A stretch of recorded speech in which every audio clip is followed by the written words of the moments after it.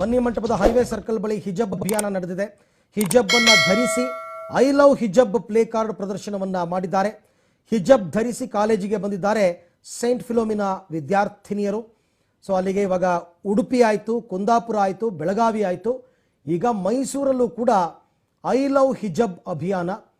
ಮೈಸೂರಿನ ಬನ್ನಿ ಮಂಟಪದ ಬಳಿ ಇರತಕ್ಕಂಥ ಹೈವೇ ಸರ್ಕಲ್ನಲ್ಲಿ ಈ ರೀತಿ ಅಭಿಯಾನ ಮಾಡಿದ್ದಾರೆ. ಅಲ್ಲೇ ಪಕ್ಕದಲ್ಲಿರ್ತಕ್ಕಂಥ ಸೈಂಟ್ ಫಿಲೋಮಿನಾ ಕಾಲೇಜ್ಗೆ ಹಿಜಬ್ ಧರಿಸಿಯೇ ಅವರು.